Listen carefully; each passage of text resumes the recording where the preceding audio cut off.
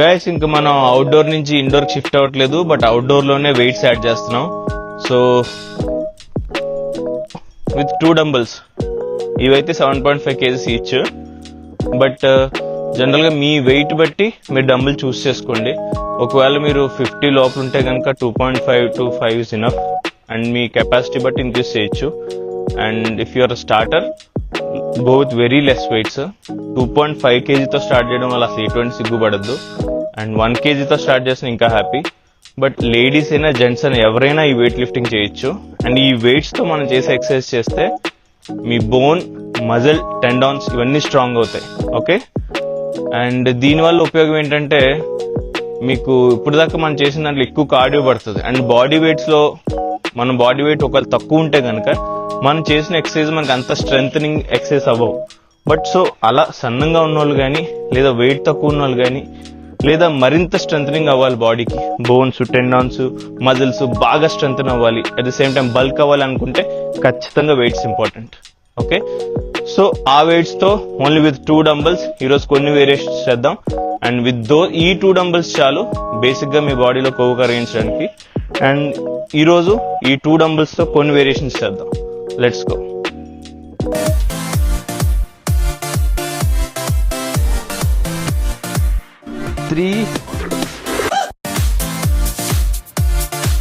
So left, right same weights, equal weights తీసుకోండి. ఏమాత్రం తేడా ఉన్నా మీ బాడీ మీద, షోల్డర్స్ మీద పడే వెయిట్స్, ప్రెజర్స్ మారిపోతాయి.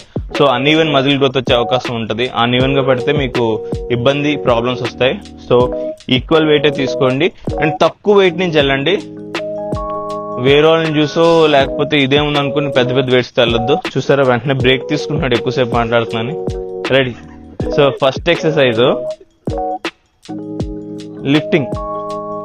అంతే, జస్ట్ ఇలా ముందు పెడతావు, తీస్తావు, ఇలా ముందుకు పెడతావు, తీస్తావు, అంతే. ఇలా సైడ్కి పెట్టుకో, బెండ్ అవుతున్నప్పుడు ముందుకు పెట్టు, మళ్ళీ లేస్తున్నప్పుడు మళ్ళీ మామూలు వెనక్కి. ఓకే, కాలు బెండ్ అవ్వచ్చు, నో ఇష్యూ. బెండ్ అవ్వకుండా పెట్టాలని ఏం లేదు. బెండ్ అయింది, ఓకే. లెగ్ మరీ బెండ్ అవద్దు, కొంచెం. ఓకే, యా, కొంచెం. ఓకే, సో బేసిక్ గా ఇలా ముందుకి ఇలా లిఫ్ట్ చేయడం వల్ల ఏంటంటే మీ బ్యాక్ మజిల్ అనేది స్ట్రెంగ్తన్ అవుతుంది. అండ్ బేసిక్ గా మనకి బాడీలో వచ్చేటప్పటికి ఈ రిబ్ కేజ్ వరకు కూడా బోన్ ఉంటది. ఫ్రంట్ అయితే బోన్ ఉంటది, బ్యాక్ అంతా కూడా మీ స్పైన్ మీదే పడుతుంది.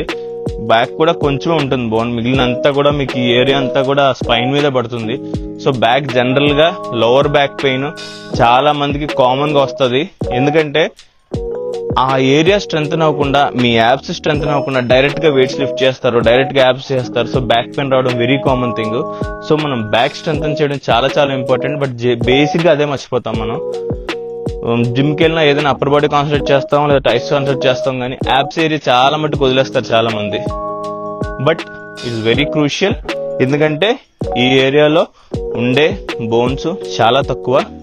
బిలో యువర్ రిబ్ కేజ్ అంతా కూడా మీ యాబ్సే ప్రెజర్ తీసుకుంటాయి. మీ యాబ్సే ఒక బోన్ లాగా వర్క్ చేస్తాయి, మీ యాబ్సే ఒక మజిల్ లాగా వర్క్ చేస్తాయి. ఒకవైపు మజిల్ గా వర్క్ చేసి ఫ్లెక్సిబిలిటీ ఇస్తాయి, ఒకవైపు బోన్ గా వర్క్ చేసి స్ట్రాంగ్ గా కూడా ఉంచుతాయి మిమ్మల్ని. సో బ్యాక్ ఏరియా అనేది చాలా ఇంపార్టెంట్ ఇష్యూ. సో స్టార్టింగ్ మనం బ్యాక్ స్ట్రెంగ్తన్ చేయడానికి ఎక్సర్సైజ్ అనమాట. ఒక 5 లిఫ్టింగ్స్ చేద్దాం ప్రజెంట్, ఎందుకంటే ఇవి 7.5 బేసిక్ గా. సో యాక్చువల్లీ లిఫ్ట్ చేస్తున్నప్పుడు చాలా తక్కువ వెయిటే తీసుకోండి.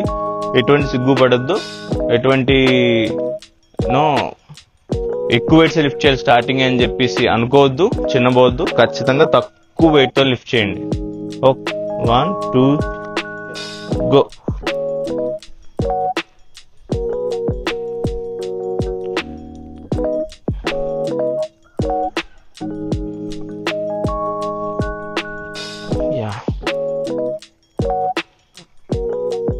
ఓకే, సో లిఫ్ట్ చేస్తున్నప్పుడు మీరు బెండ్ అవుతున్నప్పుడు ముందుకు పెట్టండి, లిఫ్ట్ చేస్తున్నప్పుడు వెనక్కి లిఫ్ట్ చేయండి. సో దీనివల్ల మీ బ్యాక్ స్ట్రెంగ్తన్ అవుతుంది.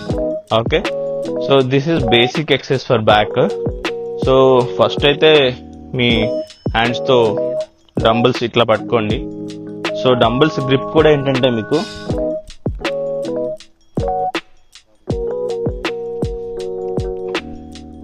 సో బేసిక్గా డంబుల్ పట్టుకునే గ్రిప్ హ్యాండ్స్ పెట్టి ఇలా పట్టుకోవచ్చు.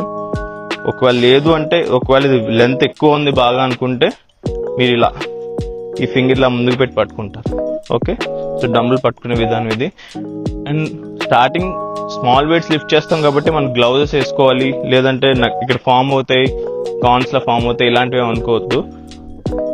ఎందుకంటే స్టార్టింగ్ మీరు తక్కువ వెయిట్స్తో చేస్తారు కాబట్టి మీకు హ్యాండ్స్ దగ్గర కాన్స్ పోవడం అలాంటివి ఉండదు. Okay, so basic back exercise పెట్టుకుంటారు. 1 2 3 గో. 1 2 3 4 5. ఓకే, సో రమణ చేస్తాడు, చూద్దాం.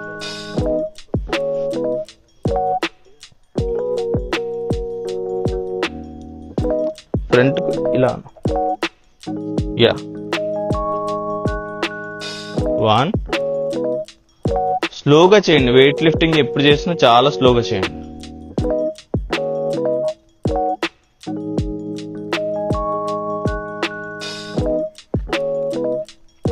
సో రమణ చేస్తున్న మిస్టేక్ ఏంటంటే తను ఎక్కువ బెండ్ అవుతున్నాడు ఇలాగా.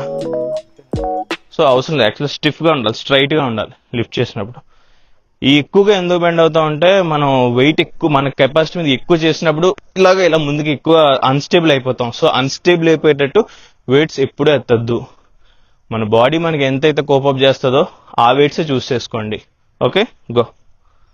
స్ట్రైట్గా ఉండాలి, అంతే.